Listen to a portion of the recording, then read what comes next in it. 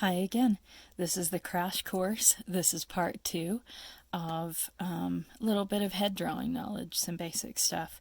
So last time, if you missed our video, please go see it. It was talking about proportions. This time, let's talk a little bit about some of the features. I think we're going to start with eyes, in fact. And this video might just be about eyes. Now, there are 1,000 different ways to draw eyes, and there are about 1,000,000 YouTube videos on how to draw eyes. I don't think this one's going to be very different from most of those. But again, if you have some hints or opinions, please feel free to leave those in the comments. There are a whole lot of different ways to handle this. Okay, so what I'm going to do, the actual eye is going to be in this area somewhere. I don't want to go too big. If you go like full page, it'll take you about four days to do it. So I'm just going to kind of, I'm going to go about 2 fingers width, and I'm going to make a very light mark on either side of my fingers. And this, if I draw a very light, you almost can't see that circle. Can you see that? Just barely draw kind of a circle oval shape. You want it to be like an oval or an egg, and if it goes a little outside the marks, don't worry about it, because we're going to erase every mark that we just made by the end of this. So there's line number 1, and then also very lightly. And you can go around these 2 as much as you need to. Here's a little hint that an artist, one of my aunts, taught me one time, is that you can tell from my shadow that my pencil is not touching my paper yet. And just above the shape you're about to do, you move your whole hand. I'm not just moving my fingers, but I'm moving my whole wrist and arm. Like, don't plant the side of, when you're doing loose work like this, don't plant the heel of your hand or your forearm or your elbow or your wrist. Keep those things free flowing. It'll make life a lot easier. When you get down to the details, then you can plant and treat it like you're writing. But here we go. So if you draw the shape in the air above before you ever touch your paper, you're more likely to have something that's about the size and shape that you wanted. So you practice above your paper and then come down and touch. So there's some options. Keep these really nice and light. So what I have is, you can pause as needed and rewind. I have a big faint oval with a little faint approximate circle in the middle of it. Doesn't have to be perfect, just get it approximate for now.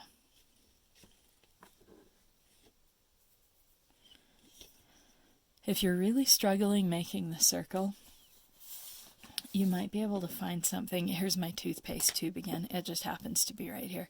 But you can find a circle that's actually more like this size though. I don't know what you would find that's that size, but if you need to find one and then actually put it on the paper and draw around it to make it perfect, you can. But what this inner circle is, I'll tell you what both of these are. This is just a guideline. This first line that we drew is just a guideline to keep us in the right area. And then this little circle inside, this is going to be the colored part of the eye when we're done. But be sure these are both really faint. So here we go. Generally speaking, the inside corner of the eye is a little bit lower on most people than the outside corner. So decide which one's the inside, which one's the outside. I think I'm going to make this, I'll make it, here's just a little dot area. So you come halfway, here's the iris, the colored part of the eye. Here's about halfway down it. You want the corner to be just a little bit below, and then your outside corner is going to be out here a little ways. It won't be out as far as that little tick mark. That was just a guide. And this will be either about halfway on the halfway line or a little bit higher. Either one's fine. This varies a lot from person to person. On me, actually, they're really close to straight across from each other. I have very round eyes. And on other people, it might be slanted. I have some cousins who, theirs are probably slanted about this much from corner to corner.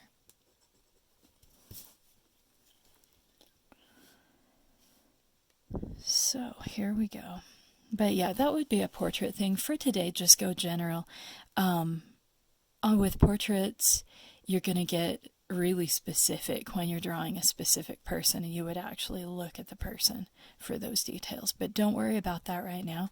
Just sort of draw like a general person for now. And you'll usually be happier with the result until you get used to drawing people. And then you can start tweaking it to look more like a person. Otherwise, you'll just get frustrated. Your first pop out of the box and be like, does it look like him? Does it look like him? Does it look like him? And you might be frustrated if it doesn't. So,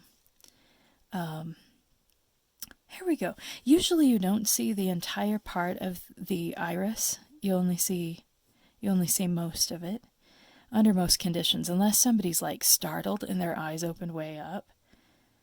In the middle here, there's going to be the pupil. So let's put that in.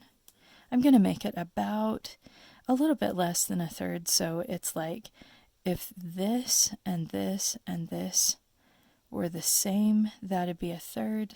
Like if they were the same width across from here to here, here to here, here to here.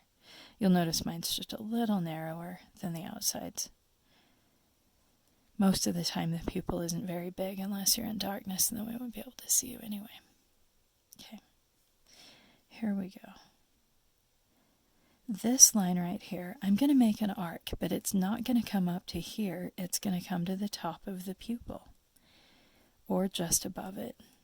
Mine's going to go just a little bit above and then come down there. So nice little rounded line. Remember, we're going to erase all of this stuff up here. This is what the pupil line and this upper eyelid line are the only ones that are going to stay. The lower eyelid is going to come down, generally speaking, it's going to touch this point right here. Under most conditions, it's going to touch the very bottom edge of the iris. If it's easier than doing it all at once, you can do half and then half. I find it easiest to flip mine this direction so that I can, because my hand makes arcs a lot easier that way. So anytime you're drawing any kind of a curve, by all means, flip your paper whatever way is easiest. All right, now that we have that, anything that's outside of these eyelid lines, I'm going to erase. We are done with those.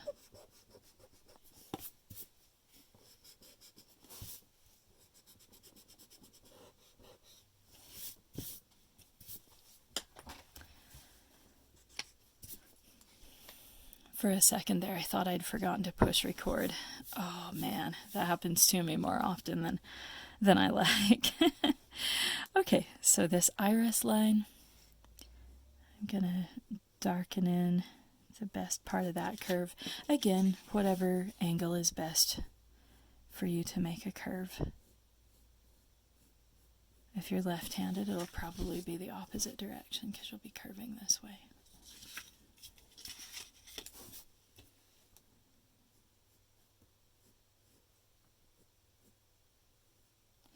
Good. When you're happy with that, we'll start filling in what's called value. That's the light and shadow. I'm going to start in the pupil. You can either come in really dark. What I'm going to do over here really fast, I want to show you.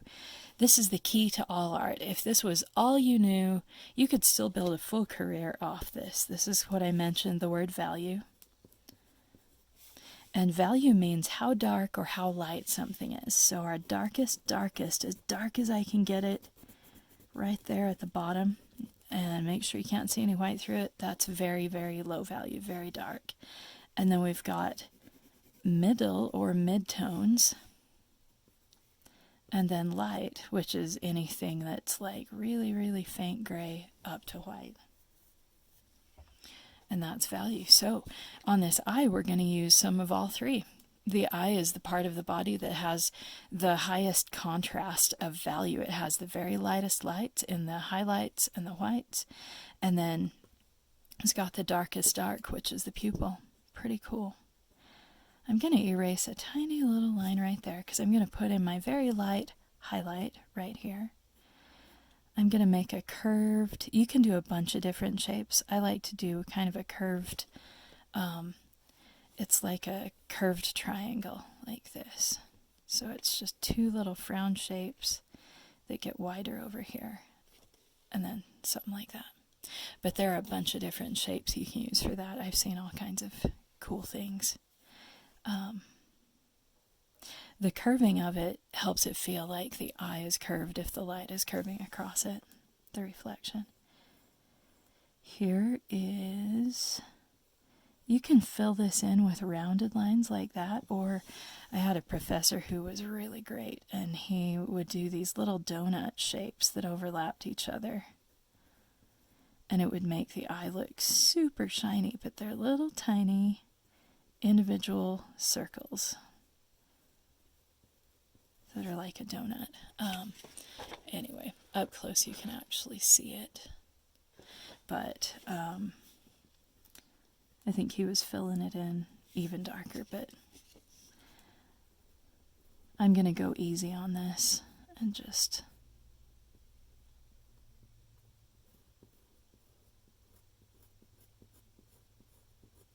I'm just going to fill it in however it's easiest.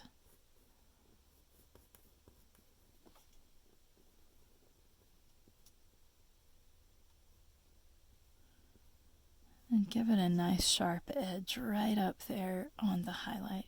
Make sure you get the little nooks and crannies. Okay, there we go. Our next thing, we've done the dark dark and the light light. Everything else is going to be somewhere between. So, believe it or not, the white of the eye is going to be a little bit darker than your shiny spot of highlight, the part that makes the eye look wet. So, practice a little bit on the side of going like dark and medium and light. And once you get, you'll notice again, like last time, I'm holding it way, way back, so that I can only get a tiny little residue of darkness. And I'm going to barely gray that in, just whisper it gray on the white of the eye.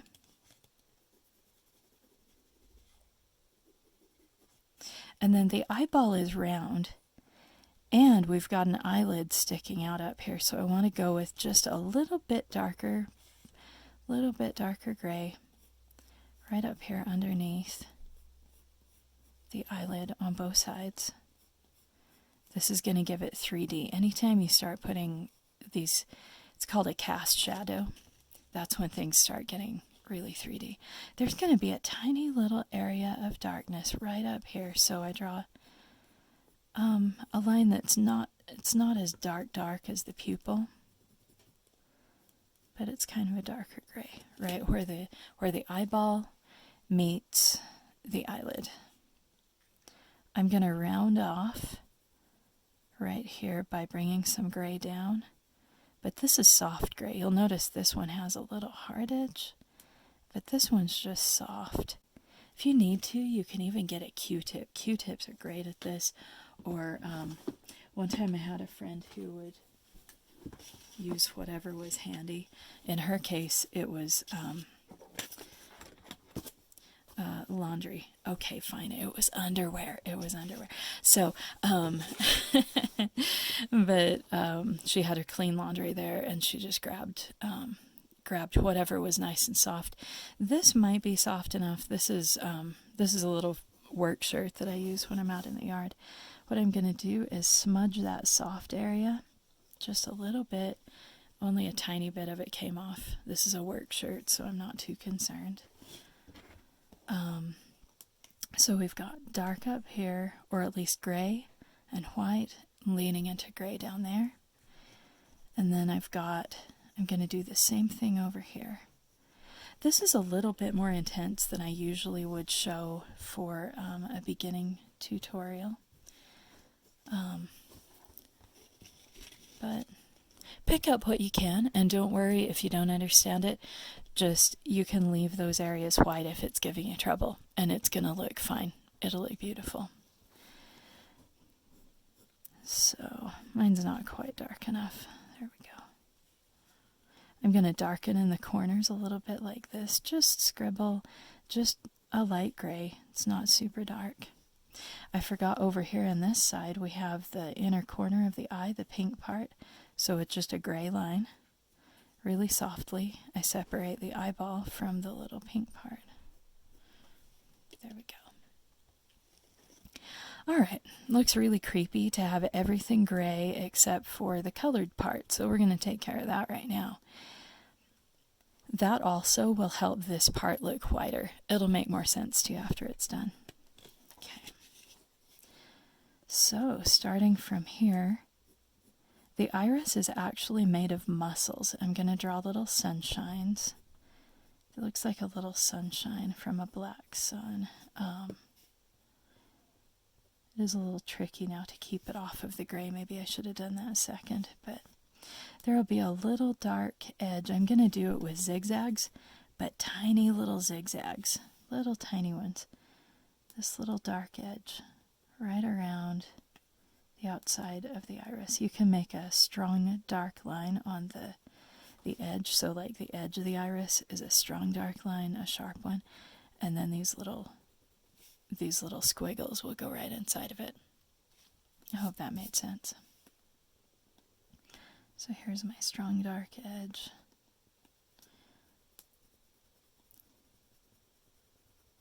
Here's this. And this part, if your eyelid is open that far, you'll see that darkness come all the way along the bottom edge.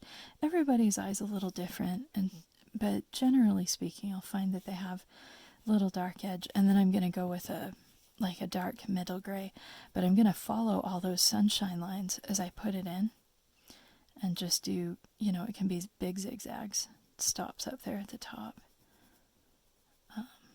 But you want to fill in, all of your lines should go straight out from the center, even if they're tiny ones right there. Tiny short lines, but they all follow the same direction. A little tricky over here, I'm just having to dot in some stuff right around that reflection. Highlight. Good. Generally speaking, you'll catch a little bit more light down here, so if you have a few little white open places, that is just fine. And this shadow that is right here and here, it's going to continue across because this part is also underneath the eyelid, so its cast shadow will darken this part further as well. Good. How's that looking?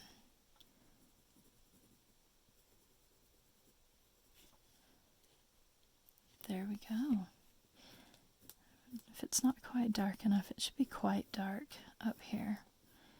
The bottom edge of the eyelid is going to catch shadow, so it'll be somewhere between these two values. It'll be darker than gray, but lighter than black. So right here. And here's where things are about to get scary. I hope you're okay. So let me show you a couple of scary looking test eyes. If you do your eyelashes like this, it's going to look like a bug or a caterpillar, like a spider of some kind, so please don't do spider eyelashes. You can look in the mirror and get really fussy with it, but what I find usually works well, and you can turn this to an angle that you like. I'm making lines that come, and you can practice these. I would recommend practicing these. I always had my classes do this. You want to learn how to make these little curved lines, and they start here and they flick up. Maybe it's easier for you to do downward this way or a different direction. But you'll notice, I think that was out of frame, sorry about that, but find a direction that works for you. You'll notice that where I put the where I put the pencil down, we get a little sharp end, and then we get a little, this end becomes tapered and softer, and so this is the bottom end of the eyelash, and this is the end that sticks out. It's kind of cool. Pencils just naturally make that. And if you're having problems with it, just find a line that you think will work and go for it. When you're comfortable with that, they're just going to come out of this shadow gray edge that we just made. And they tilt mostly to the side. As they come forward, they're going to tilt more straight toward you, but I find that that's usually a little bit difficult, especially for beginners, so it usually works best to sweep them to the side. Your longer eyelashes are going to be out here, so make some short ones and some long ones. They're going to fill in. They're going to be slightly different angles. They should not all be the same, but they shorten up as you come in here, and then they sort of taper off, and most of the time they become blonde the further down toward the pink area that you get, and you don't see them anymore, so they'll fade out to gray, and then they'll just fade out completely. And for now, this will probably work for you. If this is your first drawing and you got anything that's even anywhere close to that, that's awesome. If this person's wearing heavy mascara, you may want to darken those a little bit more. Down on the bottom, some people leave them off entirely. I'm never quite comfortable with that. I'm going to take whatever I'm using for my blending tool is what this is. I'm going to pick up some of this really dark graphite. We call it lead, but it's technically graphite. It's a rock. From the side, I'm going to pick it up, and let's darken in that little dark place where you get sleepy and you get dark under your eye. Just softly. We want it soft, so I did it with the blending tool instead of the pencil. But there's usually a little wrinkle, and the older people get a little bit more wrinkle under there, just a little bit at the inner corner. Now this thing's taking on 3D dimension. If this whole thing and this whole face drawing thing feels a little complicated, I'm going to do another one out here as the eye wraps around to the back. If it all feels really kind of complicated to you, it's a very complex thing, so just keep at it, keep practicing. I know that a lot of people will get partway through their first face and they get really freaked out. There's a reason why most people draw for a little while before they start tackling portraits. But if it's something you feel really drawn to do, why hold back? Go ahead and give it a shot. I'm going to do the little, right over here is the shadow between, it's where the eye sinks back in and then a nose comes out over here. But yeah, just practice and go easy on yourself. Don't be hard on yourself.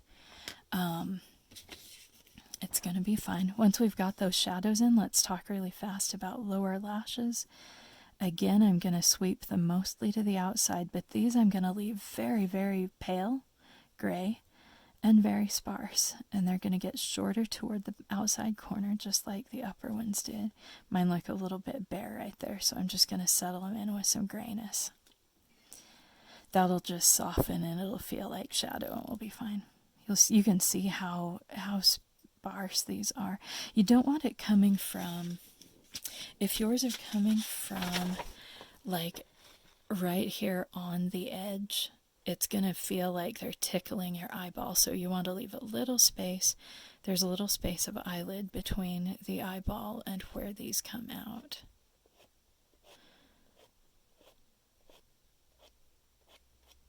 So go easy on those. Yeah, they sweep toward the outside, then they sweep downward, and then they sweep toward the inside.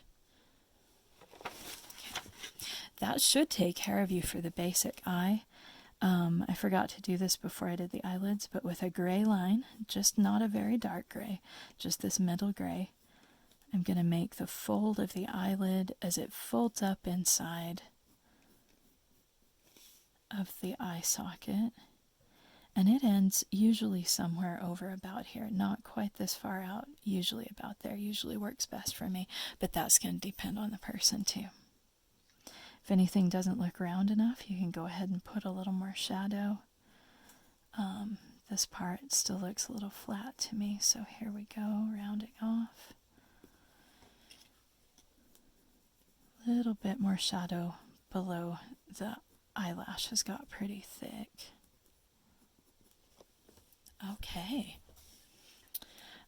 Anything else that we did, I might put a little bit of shadow very carefully, holding way back here. A little bit up here above this part of the eye. The eyebrow would be up here somewhere. It'd be at least like probably a little more than an eyeball on many people. That varies a lot. That's one of the things on a human face that varies a lot is your eyebrow. I'm not going to draw that today. But there we go. I can soften that a little.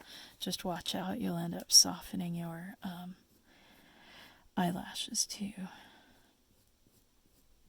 I forget those shadows every time.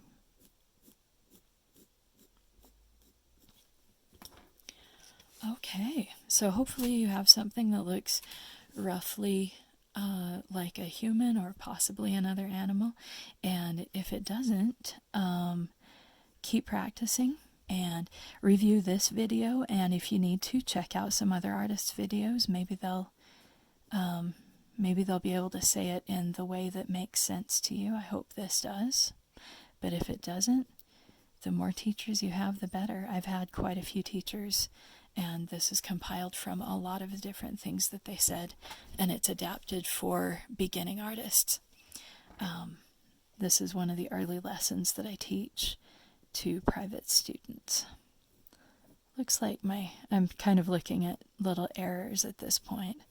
Looks like my pupil looked like it was coming up over the eyelid a little, so I want to make sure it doesn't do that. So, okay, very good. You might want to put the date on these papers in case you